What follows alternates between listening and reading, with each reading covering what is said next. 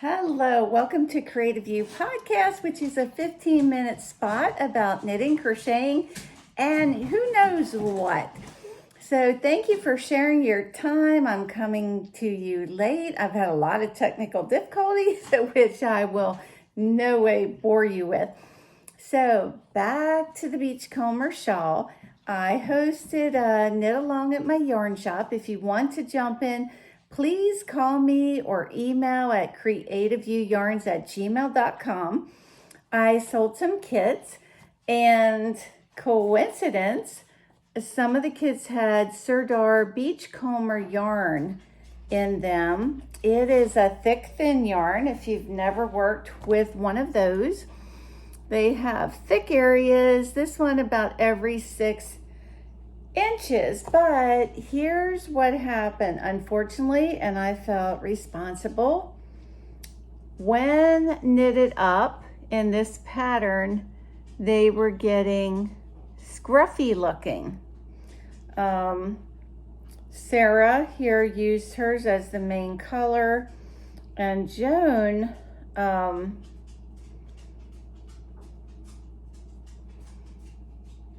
when Joan did hers for the lace section, you can see what happened.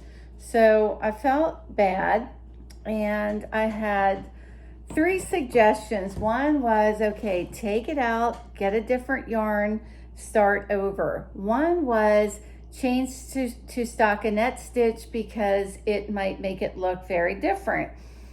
And the third one was go to a bigger needle size. I've seen knitted shirts and all knitted up with even a size 15 needle, and they looked really cute. This is a US 10.5, and as you can see, it looks okay.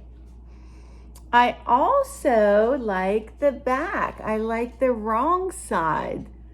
So I'm going to keep going with this, and when I showed this to Joan, she liked it, but she's already in progress.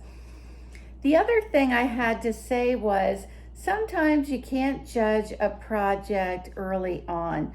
It all depends with shawls how they look on. I have seen patterns of beautiful shawls, but when you see them on, they just don't look right. And so I want to know, what do they look like on?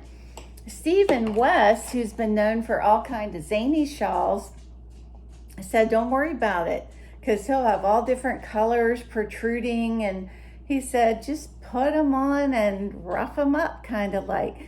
And that's true. So she will end up with an eye-catching shawl that people haven't seen that before, and I think they will be drawn to it. So it's been really cold here today, and I was thankful to have the Areca cow shawl, whatever you want to call it, that I just finished. And since then, I have been drawn to projects with fringe, and not only fringe, what about tassels? Lots of shawls look very cute with tassels. I could also do this as kind of like a bandana look, and there is a pattern that I don't think I have it with me, but I can show you tomorrow, that is a bandana. Now, I went pretty wild with the fringe. Today, I went into a market which is practically empty because of the COVID-19, and I thought, can I walk in like this? Because I didn't have a mask. There were only a few vendors in there, but yeah, I kind of walked in like this. So let's practically finish up with this book. I hate to leave the 1850s. I'm now venturing into 1939, but having a lot of free time on my hand, I started watching a Hulu series about a lot of fires. It starts out Reese Witherspoon, someone has burnt down her house and she was in it, and emotionally wise, there's a lot of little fires, and physically there were little fires set all over the house.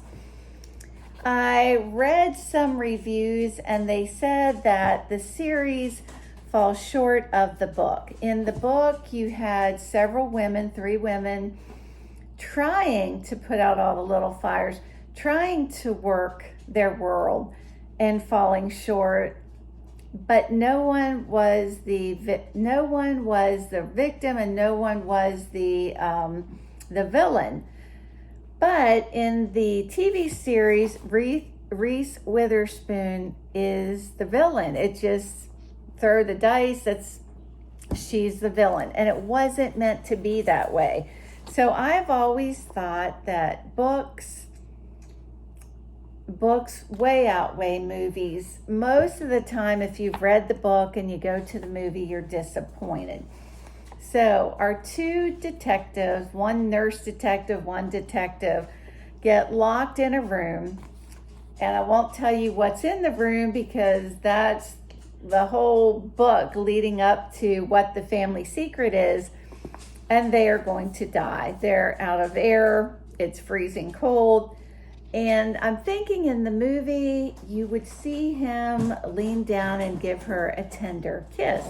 My husband and I laugh because a lot of the romantic movies, you can tell they're not really kissing. It's kind of like cheek to cheek and they fade out, but it's not a kiss. And so they're locked in this room, and like I said, they're going to die. And they have an unspoken love for each other that they won't declare. They're always at odds, always fighting. And the woman that got murdered was torn between two brothers. And way back in the beginning of the book, on the train with Hester, she said, make sure you choose wisely because it can cause a lot of rue. We don't use that word much anymore, rue, regret. But here's the tenderness in the book. He reached his hand over to hold hers where it lay on her skirt. For a moment, she did not move. Then, without thinking, she leaned forward, her brow against his cheek, sliding her head down until it rested in the hollow of his neck. Her face half turned on his shoulder. The whole gesture seemed oddly familiar and right. A sense of peace filled her, and anger drained away. The air was painfully thin. She had not the remotest idea what time it was. Very slowly, she looked at him in the last of the lamplight, at the strong planes of his face, the wide gray eyes. In that moment, there was no pretense between them. It was final and complete. Very slowly, he leaned forward, infinitely slowly, and kissed her mouth with exquisite tenderness, almost of reverence, as if this one gesture with the last of his strength were almost a holy thing, a surrender of the final bastion. She never thought not to answer him, not to give her inner self with as much generosity as he, in an embrace she had so longed for, and to admit it in the passionate tenderness of her lips and her arms. That says so much more than a movie kiss. And because they live, you have to find out tomorrow what his reaction is, because we've all seen movies where a person's in a coma or they're dying, and the other person who has held their emotions in reserve and wasn't willing to give someone else that control of their emotions pours it all out, only to hear the person say the next day, I heard everything you said. So, on to my new book, The Secret Orphan, and so far it reads like old-fashioned books that I love, but usually what I love is not what other people love. I love wholesome things, so I'm wondering what it is that made this a bestseller. This is 1939. We know that war is coming. And while we are worried about fabric masks, they had gas masks hanging in their hallways in case they got bombed. And We have it a lot better than they had. Anytime you're introduced to a new author, it opens up a whole new world. This is Glynis Peters, and I can't wait. I already like her easy style of writing. So what about when you are introduced to a new designer? I'd like to thank Katie out there. Hi, Katie, for introducing me to Rachy, which is a unique, catchy name, Newin, and I bought one of her patterns from the Ashes Shawl. You know, there are some people that come and say, how many projects are you working on? To which I always answer, just one. I'm just working on one at a time, right?